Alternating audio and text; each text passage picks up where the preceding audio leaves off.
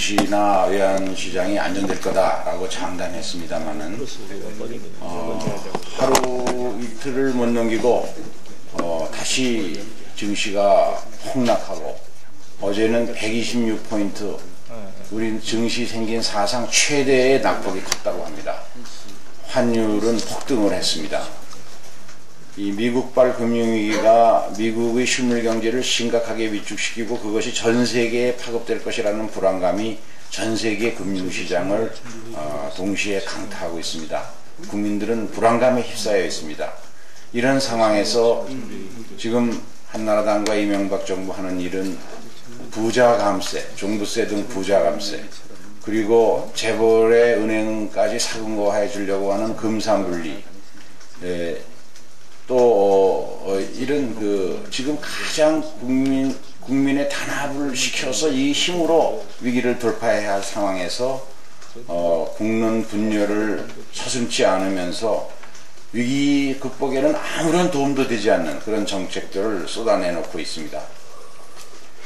비유를 해보면 집에 불이 났는데 그런데 가재도구를 큰아들에게 줄 거냐 작은 아들에게 줄 거냐 그걸 가지고 마치 다투고 있는 것과 같은 그런 정부의 모습을 보면서 참으로 안타까운 생각이 듭니다.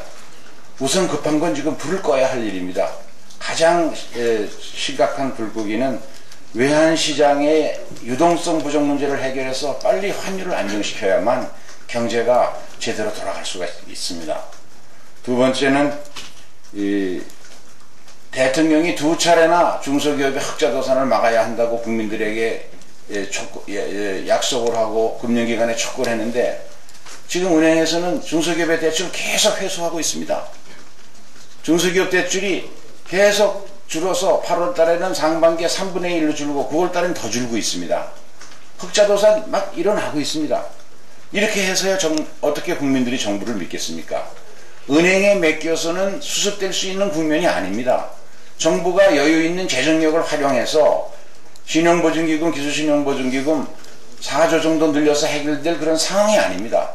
분명히 신용보증을 통해서 키코 환해지 상품을 산 우량 중소기업 또 외화 수입을 확보하고도 은행의 대출 약속을 안 지켜서 조선소를 못 짓고 발을 동동 걸리고 있는 이 지방 중소조선업소 또 전국의 그 미분양 아파트로 고통을 받고 있는 우량 중소건설업체 이런데 흑자도산을 막도록 하는 일이 중요합니다. 그리고 우리의 가계대출금리 특히 가 높아지면서 가계부채가 지금 미국이나 일본보다도 높아서 우려하는 목소리가 높습니다. 우리 부동산 담보대출에 대해서 참여정부에서 LTV나 이런 것들을 투기지역에 이미 40% 이하로 인하해 놨기 때문에 부동산발 위기가 발생할 가능성은 적다는 것이 전문가들의 일반적인 평이지만 그러나 가계금리가 올라가면서 저소득계층에 대한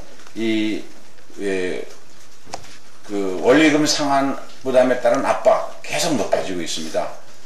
이 저소득층에 대한 일자리를 늘려주는 그리고 저소득층의 민생 경제를 획기적으로 개선할 수 있는 정책들로 다시 예산안이 짜여져야 됩니다. 지금 정부에 제출된 예산안을 보면 국회에 제출된 정부 예산안은 내년도 5% 성장을 전제로 하고 짜여진 그야말로 비현실적인 예산입니다. IMF가 3.5%, 다른 모든 연구소들이 지금 전부 3%대의 성장을 전망하고 있지 않습니까? 근본부터 가정이 틀린 이 예산안을 정부가 다시 회수해서 일자리를 획기적으로 늘리는 경제 위기 탈출을 위한 예산안으로 재편해야 할 것을 요구합니다. 그러기 위해서는 우선 부자 감세 법안은 전부 철회하고 지금 직접적으로 침체된 내수를 되살려서 경제 활성화에 도움이 되는 유일한 감세는 부가가치세 30% 인하뿐입니다.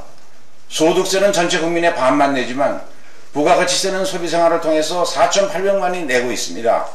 4,800만의 세금을 30% 깎아줌으로써 그만큼 직접 소비자금을 시장에 공급하는 것이 되고 이것이 가장 효과적인 민생 안정 대책입니다. 물가도 2.7% 인하하는 요인이 있고 또 전국의 영세 상공인들의 자금 부담 압박을 449만 명에 대해서 1년에 평균 267만 원을 경감해 주는 그런 효과가 있습니다. 이 부가세 감세 법안으로 바꾸어서 세임 예산을 재편성하고, 그리고 세출 예산에서 일자리 부족 문제에 획기적으로 대처할 수 있는 그런 일자리 늘리는 예산으로 바꿔서 재편해 제출해 줄 것을 요구합니다.